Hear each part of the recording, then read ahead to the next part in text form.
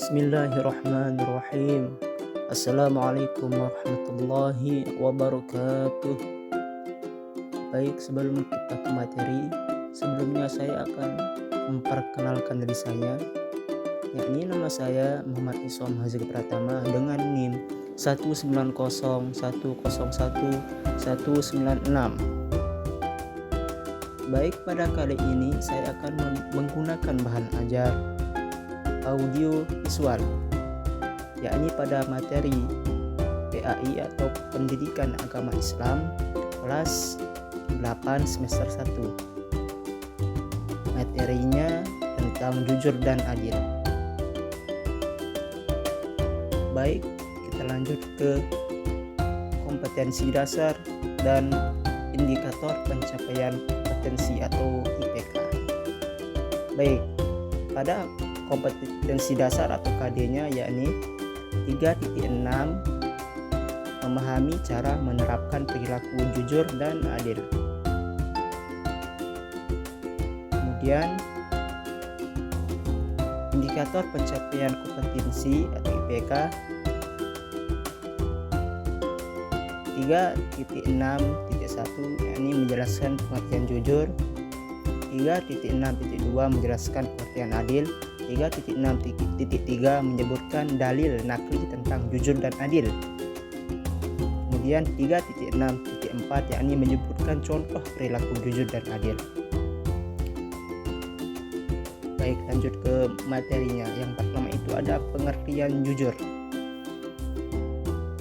Pengertian jujur.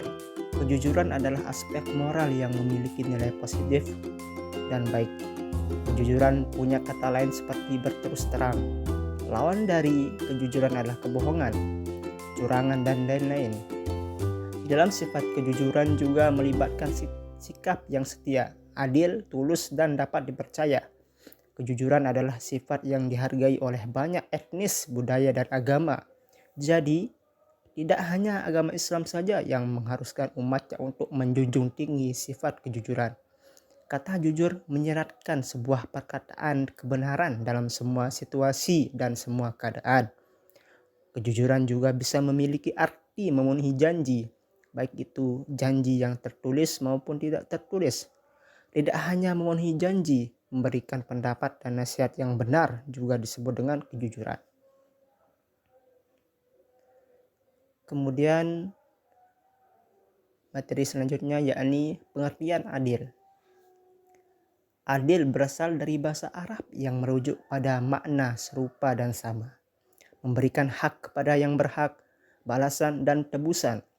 Adil juga dimaknai sebagai orang yang diridhoi perkataan dan hukumnya.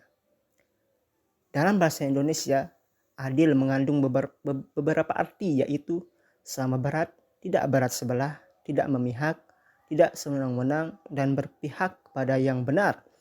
Secara terminologi, adil bermakna sebagai suatu sikap yang bebas dari diskriminasi dan ketidakjujuran.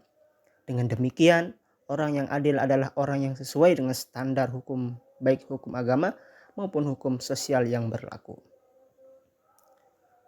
Kemudian kita masuk ke dalil nakli jujur dan adil. Dalil nakli jujur dan adil ini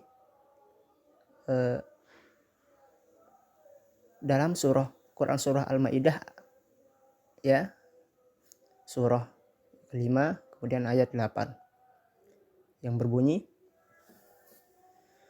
A'udzu billahi minasy syaithanir rajim. Bismillahirrahmanirrahim. Ya ayyuhalladzina amanu kunu qawwamina lillahi syuhada'a bil qist. ولا يجرمنكم شنآن قوم على ألا تعدلوا اعدلوا هو أقرب للتقوى واتقوا الله Innallaha khabirum bima ta'malun. Yang artinya, wahai orang-orang yang beriman, hendaklah kamu semua senantiasa menjadi orang-orang yang menegakkan keadilan karena Allah, lagi menerangkan kebenaran, dan jangan sekali-kali kebencian kamu terhadap sesuatu kaum itu mendorong kamu kepada tidak melakukan keadilan. Hendaklah kamu berlaku adil kepada siapa jua, karena sikap adil itu lebih hampir kepada takwa, dan bertakwalah kepada Allah. Sesungguhnya Allah Maha mengetahui dengan mendalam akan apa yang kamu lakukan.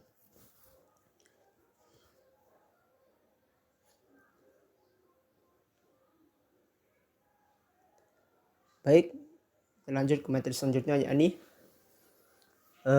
contoh sikap jujur dan adil. Pertama ini contoh sikap jujur ya, yakni di lingkungan sekolah. Contohnya adalah mengerjakan dan menyelesaikan tugas-tugas yang diberikan oleh ibu dan bapak guru dengan penuh tanggung jawab, tidak mencontek saat ulangan, melaksanakan tugas, bersih-bersih sesuai jadwal, mentaati tata tertib di sekolah, bertutur kata yang benar kepada bapak dan ibu guru di sekolah, karyawan sekolah, dan juga teman-teman di sekolah, dan jika bersalah maka harus mengakui kesalahannya. Kemudian selanjutnya contoh sikap adil di lingkungan sekolah, yakni dapat diterapkan dengan senantiasa menghormati tugas ketua kelas dan anggota pengurus lainnya. Mereka harus diperlakukan secara adil sesuai dengan posisinya masing-masing di dalam kepengurusan kelas, dan bukan justru melakukan yang sebaliknya, yaitu meremehkan dan juga merendahkan mereka sebagai pesuruh kelas. Mungkin hanya ini yang dapat saya sampaikan, kurang lebihnya mohon dimaafkan. Wassalamualaikum warahmatullahi wabarakatuh.